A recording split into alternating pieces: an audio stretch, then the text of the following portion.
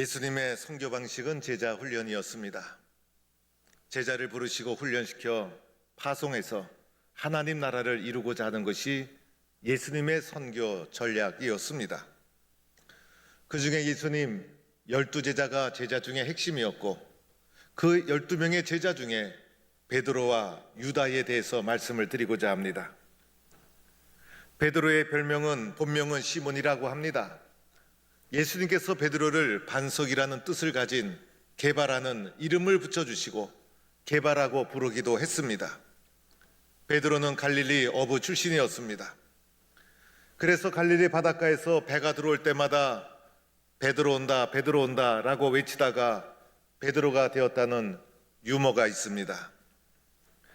어느 날 예수님께서 갈릴리 바닷가를 지나가시다가 나를 따라오너라 부르시자 베드로가 배도 버리고 그물도 버리고 결단해서 예수님의 제자가 되게 됩니다. 유다는 이스라엘에서 참으로 귀한 이름입니다.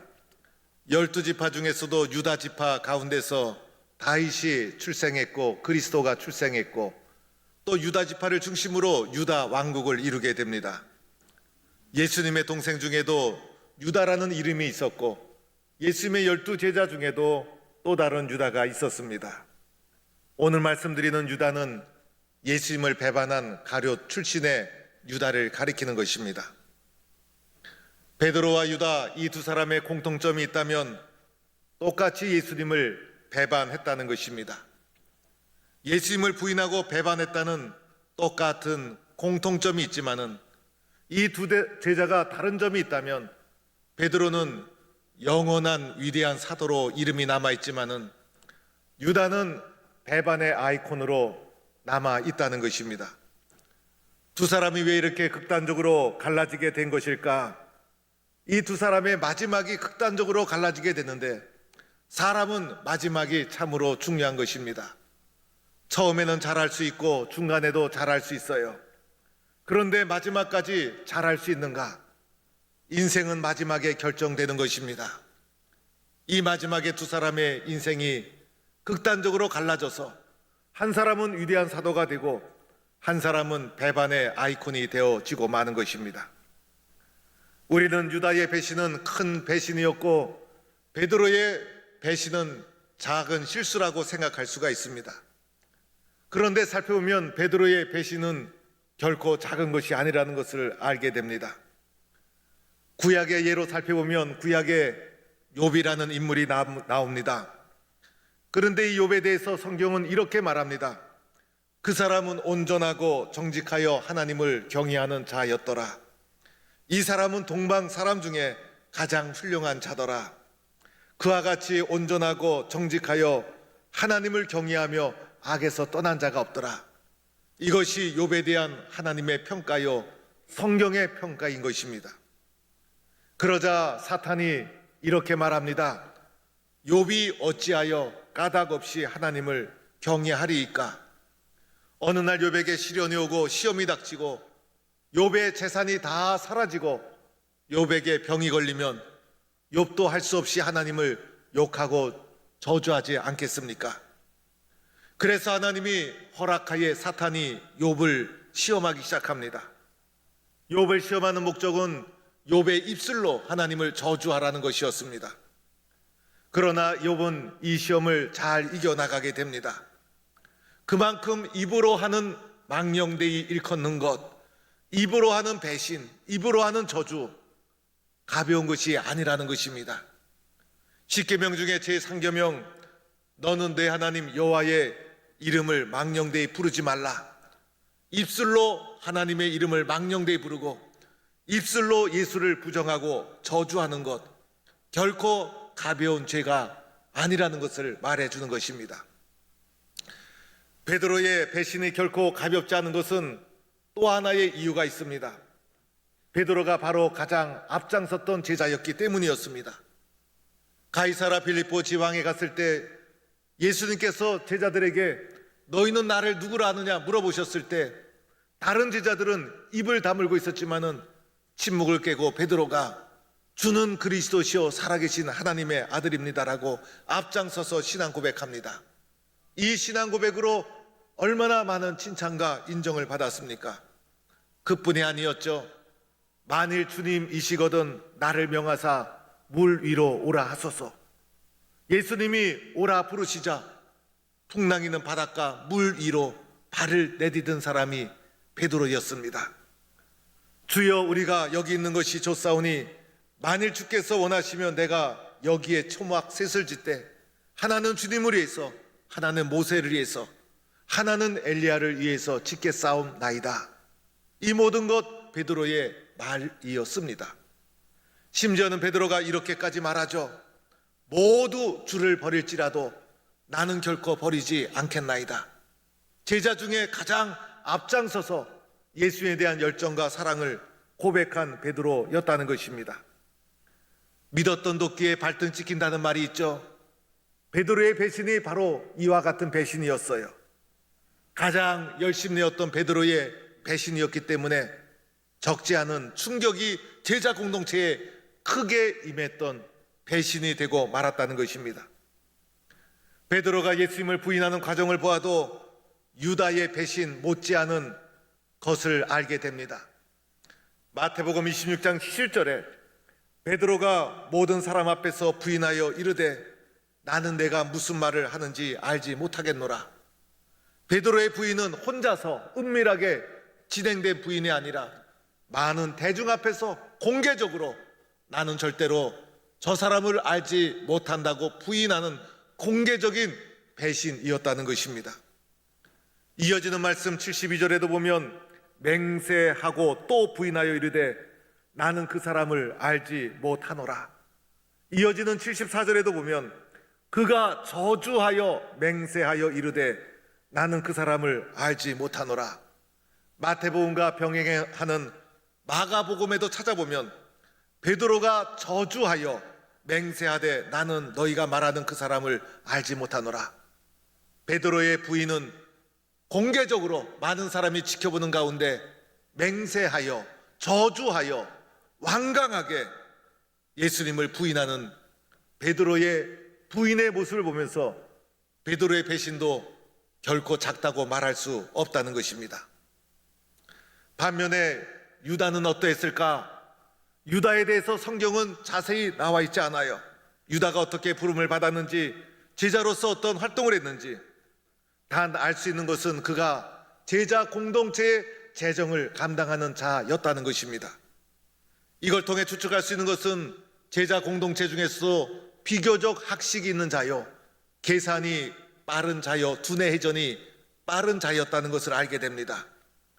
재정을 관리하면서 가룟 유다 때문에 재정에 사고가 났다든지 시끄러웠던 적이 한 번도 없어요. 이 모든 것으로 보아서 비교적 유다는 깨끗하고 성실하고 책임감 있는 사람이었다. 유다가 배신한 것은 돈 때문이었다라고 말하지만은 확실한 근거는 없어요. 그가 비교적 깨끗하고 의외로 성실하고 책임감이 강한 사람이었다.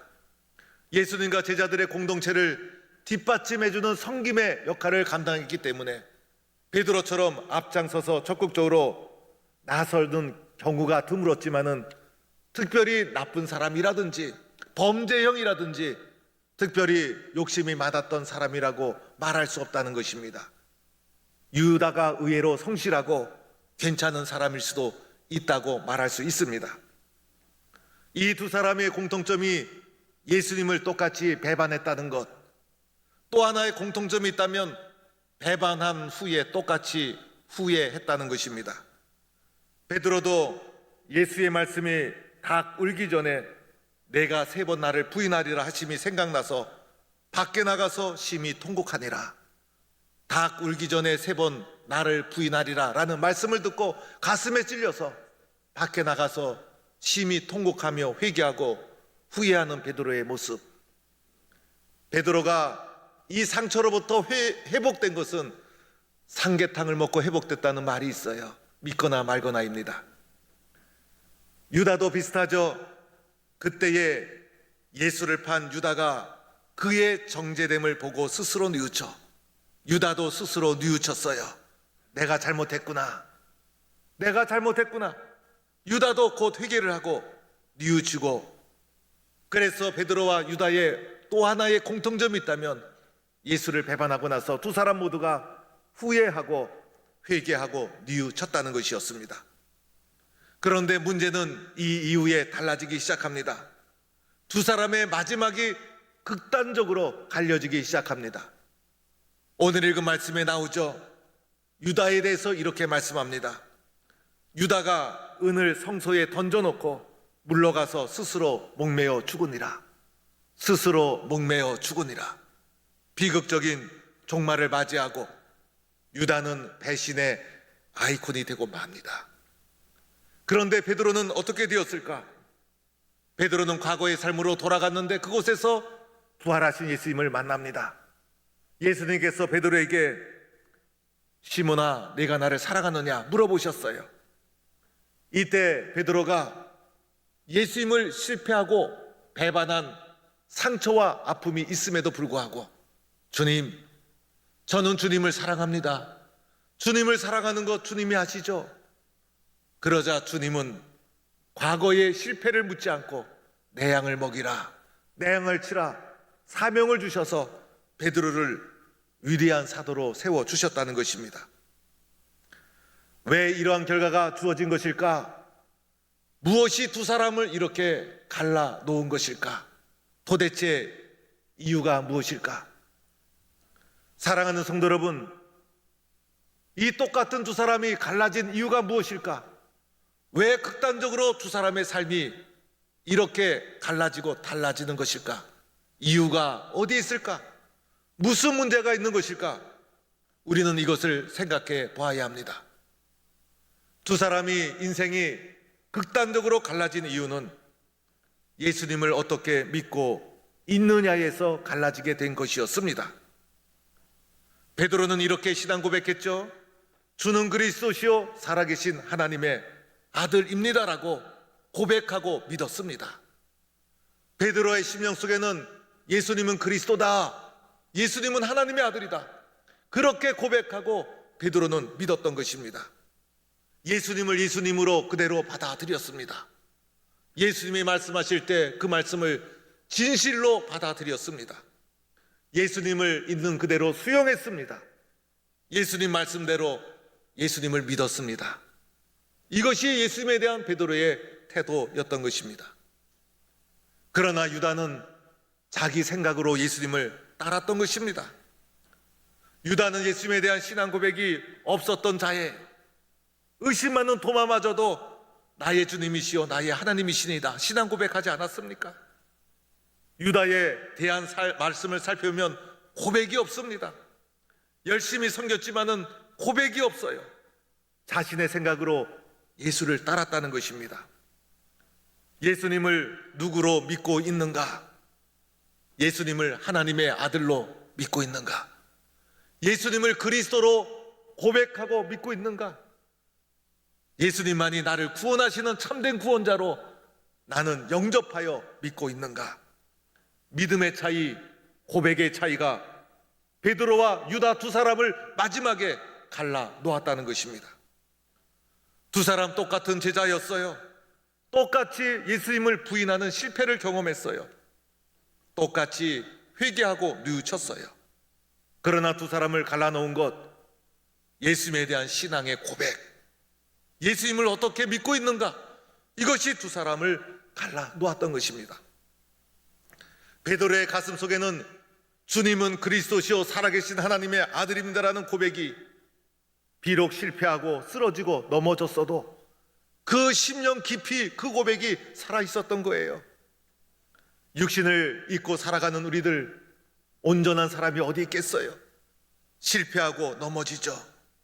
연약한 존재가 아닙니까? 저도 의사 선생님 앞에만 서면 긴장이 돼요. 의사 선생님이 무슨 말을 할까? 눈을 동그랗게 뜨고 귀를 기울이며 의사 선생님의 입술만을 주시하고 긴장하며 기다립니다. 사는 것이 때로는 염려와 두려움이 계속됩니다. 장거리 운전을 할 때도 기도하고 운전합니다. 하나님 도와주세요. 잠자리에 들 때도 오늘 하루 잘 지내온 것도 감사합니다. 새 아침을 맞이해도 감사해요. 새 아침을 주신 하나님께 감사하고 이 하루를 어떻게 살아가야 될까? 한밤중에 성도님의 전화가 오면 가슴이 철컥 내려앉아요. 무슨 일이 있는 것이 아닐까? 요즘은 옆에 있는 사람이 기침만 해도 신경이 확 올라가요. 혹시 하는 생각에 부드러운 눈빛으로 쳐다보지 못하게 됩니다.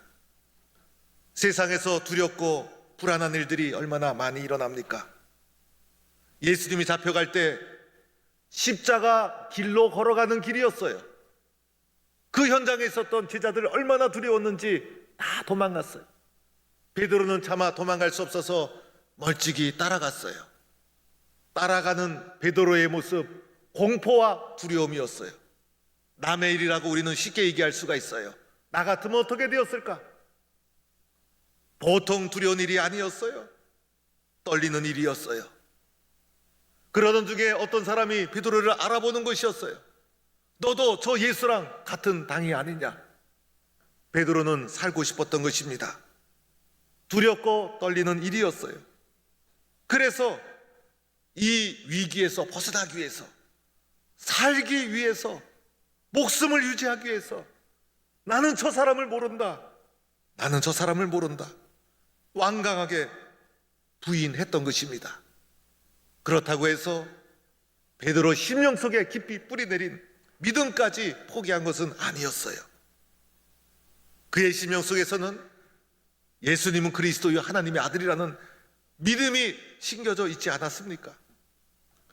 초대교회 성도들이 오순절 성령 체험을 하고 베드로가 오순절 설교를 합니다. 오순절 설교의 핵심이 누구든지 주의 이름을 부르는 자는 구원을 얻으리로다. 그리고 너희가 십자가에 못 박은 이 예수를 하나님이 주와 그리스도가 되게 하셨느니라. 복음을 선포합니다. 어느 날 갑자기 나온 것이 아니에요. 예수님을 하나님의 아들 그리스도로 믿는 믿음이 심겨져 있었고 부활과 성령의 체험을 통해서 구체화되고 이것이 복음으로 세상에 선포되고 베드로의 복음 선포로 교회가 형성되게 된 것입니다. 반면에 유다는 예수님에 대한 고백이 성경에 나오지 않죠. 자기 생각으로 예수님을 따랐던 거예요. 예수님이 자기 생각대로 움직여 주길 원했어요. 나 중심으로 예수 믿은 것입니다. 유다는 예수의 말씀 수없이 듣고 이적과 표적을 체험했어도 자기 생각을 버리지 못했어요. 예수님이 이스라엘을 정치적으로 로마의 학정에서 백성을 구원해 줄 정치적 메시아니즘으로 예수를 기대했어요. 그러다 보니 유다에게 있어서 예수님은 답답하고 마음에 들지 않은 분이었어요. 요한복음 12장에 값비싼 향유를 가지고 나와 예수님 발 앞에 붓고 눈물로 씻는 여인의 모습을 보고 어찌하여 300데나리온을 팔아 가난한 자들에게 주지 아니하였느냐라고 하면서 분노하고 격분했던 것, 자기 생각으로 예수님을 따랐기 때문이었어요. 유다는 항상 자기 생각, 자기 판단, 자기 의가 먼저였어요.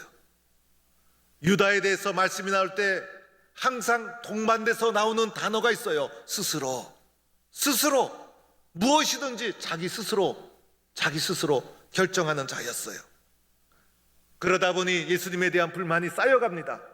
그 틈을 마귀가 파고든 것입니다. 예수님은 유다에게 많은 기회를 주셨죠. 유다가 돌아올 수 있도록 회개의 기회를 끊임없이 주셨어요.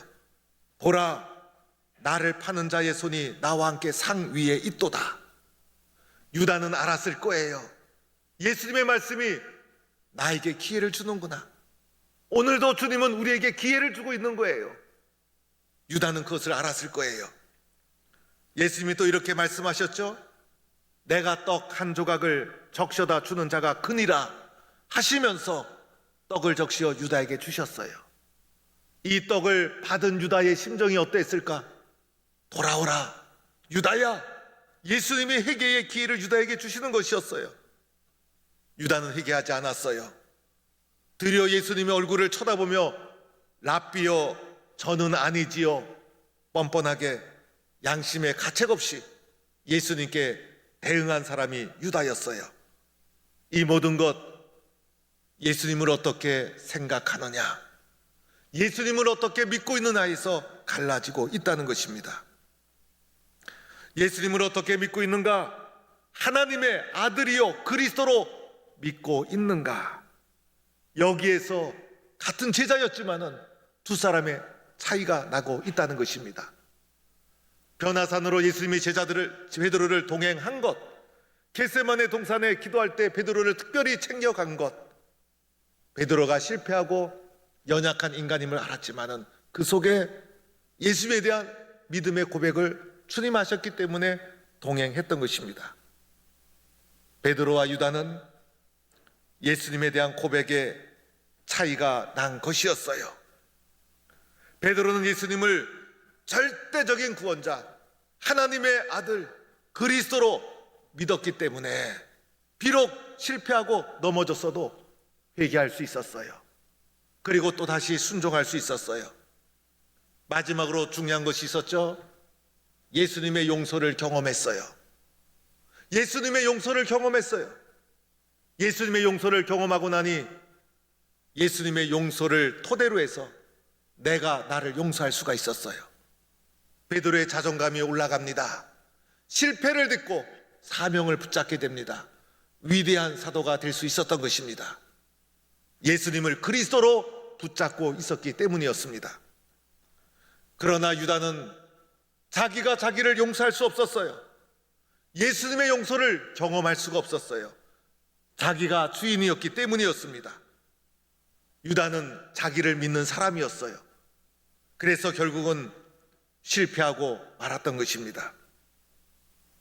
사랑하는 성도 여러분, 코로나 시대가 장기화되면서 오늘 우리에게 필요한 것이 무엇일까?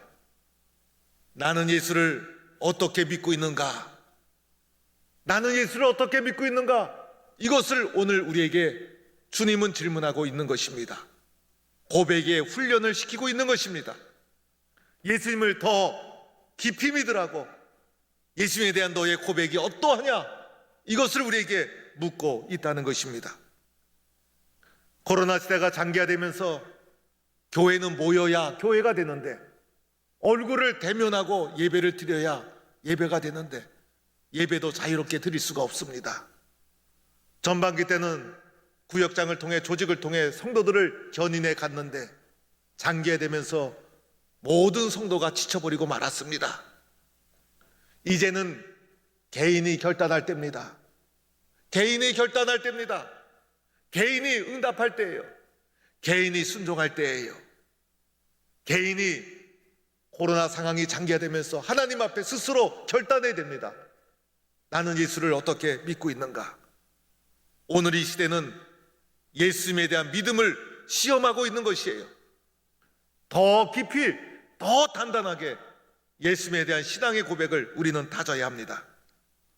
예수님은 하나님의 아들이요 나를 구원해 주신 절대적인 구원자로 믿는다면 우리는 다시 일어설 수 있습니다.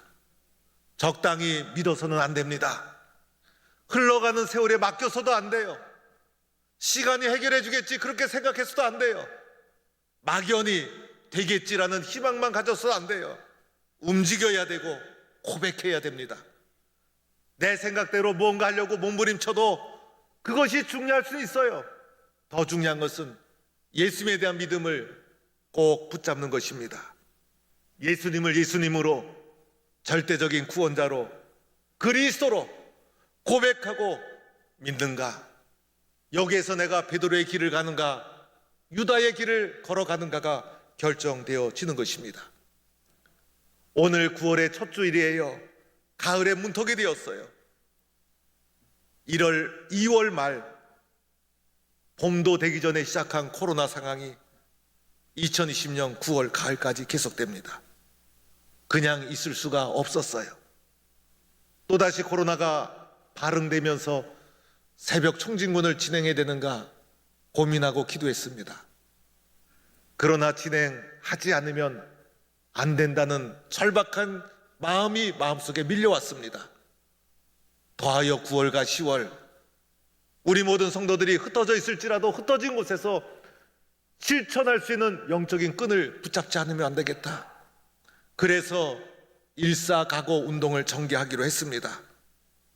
예수님을 더 확신 있게 붙잡지 않으면, 예수님을 더 깊이 있게 의지하지 않으면, 예수님을 절대적으로 신뢰하지 않으면 우리는 이 상황을 이겨나갈 수 없기 때문인 것입니다. 그냥 있어서는 안 되는 것입니다. 코로나와의 영적 전쟁을 선포하고 일어서야 합니다. 예수를 더 깊이 단단하게 믿고 고백할 것을 다져야 합니다. 이것이 이제는 개인적으로 일어나야 합니다. 개인적으로 고백해야 합니다. 누가 하라 그래서 하기보다도 나 스스로 일어서기 위해서, 살기 위해서라도 주님을 붙잡지 않으면 안 되는 상황이 되었습니다.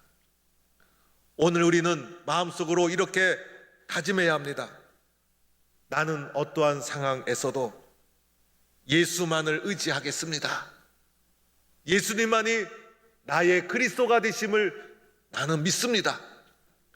오늘 외적인 상황, 내적인 여러 가지 어려움 속에서도 나의 인생의 참된 인도자는 오직 그리스도 예수님이십니다. 나는 예수님을 하나님의 아들이요 그리스도로 믿습니다. 또 다지고 또 다져서 깊이 있고 단단한 믿음으로 일어서는 성도가 될 수 있기를 축원합니다.